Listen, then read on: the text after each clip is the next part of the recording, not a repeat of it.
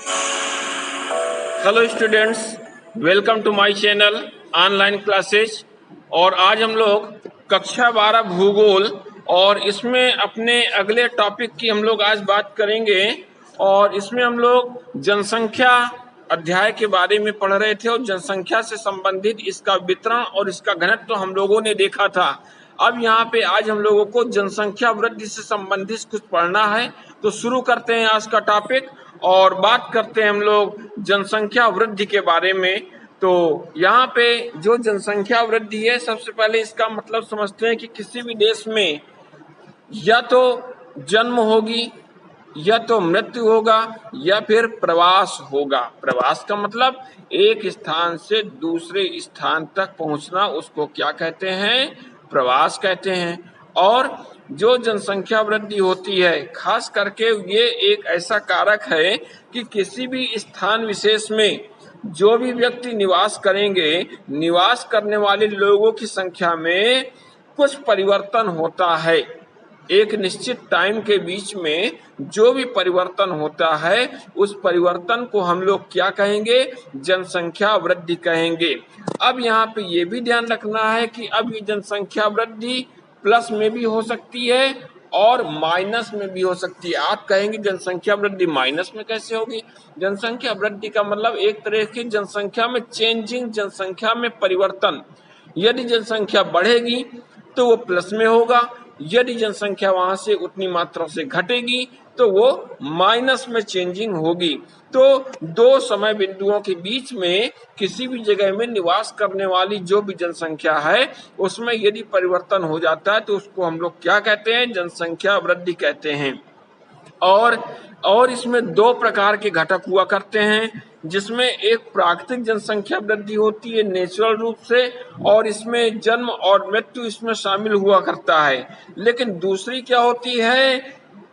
Induced वृद्धि हुआ करती है, जिसको हम अभिप्रेरित वृद्धि के कारण कहते हैं। अब उसमें क्या होता है? या तो हम किसी घटना से मृत्यु हो जाती है, या फिर जो है अत्यधिक किसी कारण से अत्यधिक जन्म दर बढ़ जाती है, या फिर किसी दूसरे देशों में, किसी दूसरे क्षेत्रों में हम लोग ट्रांसफर कर देते हैं, माइग्रेट कर जाते हैं, प्रवास कर जाते हैं, या अप्रवास कर जाते हैं, या तो हम बाहर जाते हैं या तो हम वहां आ जाते हैं। तो इनसे भी कुछ ऐसी घटनाएं होती हैं और जिसमें जो है जनसंख्या वृद्धि में चेंजिंग होती है। तो जनसंख्या वृद्धि में तीन घटक मुख्य रूप से हैं। तीन कारणों में जब परिवर्तन होता है, या तो जन्म परिवर्तन होगा, उस क्षेत्र में जन्म लेने वालों की संख्या यदि अधिक हो जाएगी तब वहां पे जनसंख्या वृद्धि प्लस में हो जाएगी। यदि वहां पे मृत्यु दर अधिक हो जाएगी तो जनसंख्या वृद्धि माइनस में हो जाएगी। और प्रवास में कितनी ज्यादा मात्रा में वहां से लोग चले गए तब वहां माइनस हो जाएगी। यदि वहां अप्रवास हो गया, वहां आ गए लोग, तब जो है जनसंख्या प्लस में वृद्धि हो जाएगी। तो ये तीन मेन फैक्टर हैं, इन फैक्टर पे ही पूरा डिपेंड है जनसंख्या वृद्धि के कारण। और अलग अलग वर्षों में आपकी बुक में जो भी सारणियां दी गई हैं कि अलग अलग वर्षों में जनसंख्या कितनी भारत में रही होगी या कितनी प्रतिशत उसकी वृद्धि रही होगी, तो उसके आंकड़े आप लोग देखेंगे तो 1901 में जनसंख्या 23.84 करोड़ थी। कितनी थी? 23.84 करोड़ थी, 1901 की जनसंख्या थी।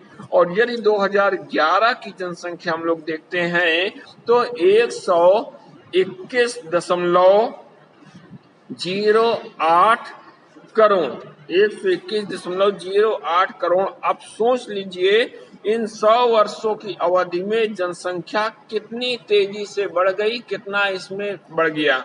तो ये सभी चीजें आपको देखना है। और इसके बाद और भी हम यदि बात करेंगे इसमें, तो जनसंख्या में क्या होता है, एक ऐसा समय आता है जिसमें अनियमित जनसंख्या वृद्धि का काल इसमें हुआ करता है। और ये काल कब शुरू हुआ था? ये काल शुरू हुआ था 1901 से लेकर के 1901 1901 से लेकर के 1921 के बीच ये समय चला था जनसंख्या का। और इसमें जो जनसंख्या वृद्धि थी ये कहीं तेज होती थी, कहीं धीमी होती थी। जनसंख्या वृद्धि ये अलग अलग चरणों में अलग अलग तरह से रही है, क्योंकि कहीं मृत्यु दर अधिक हो गई थी, कहीं अकाल हो गया था, कहीं जन्म दर अधिक हो गई थी। इसके बाद यदि हम दूसरा देखते हैं तो इसमें नियमित जनसंख्या वृद्धि का काल भी हमको मिलता है, और ये हमको 1921 से लेकर के 1951 के बीच मिलता है। ये नियमित जनसंख्या वृद्धि थी इसमें, और काफी तेजी से जनसंख्या वृद्धि चल रही थी। इसके बाद और भी एक काल हमको मिलता है जिसमें तीव्र जनसंख्या वृद्धि का काल है, बहुत तेजी से बढ़ी थी, और ये 1951 से लेकर के 1981 तक का ये समय था जब तेजी से जनसंख्या वृद्धि हो रही थी, क्योंकि रोजगार के अवसर में भी वृद्धि हो रही थी, अत्यधिक अस्पताल और सुविधाएं आने से मृत्यु दर में कमी हो गई थी, और क्या हुआ था, सुविधाओं का, स्वास्थ्य सुविधाओं का भी विस्तार हो गया था। इसके बाद एक और चरण आता है जिसमें वृद्धि दर घट गई। अब ये घट गई, इसका मतलब जनता में जागरूकता फैल गई, और 1981 से लेकर के 2011 तक का ये समय आता है जिसमें वृद्धि दर घटने का समय आ गया। तो इस तरह जो है अलग अलग यहाँ पे व्यवस्थाएं थी कि कैसे जनसंख्या वृद्धि तेजी से हुई। लेकिन यही चीज देखना है कि इसके जो कारण देखते हैं जनसंख्या वृद्धि के, तो इसमें मृत्यु दर में यदि निरंतर गिरावट हो जाती है, या जो जन्म दर थी वो बढ़ गई, इसके अलावा जो उष्ण जलवायु के कारण से प्रजनन क्षमता में अधिकता हो जाती है, विवाह की अनिवार्यता भी भारतीय समाज में देखने को मिलती है।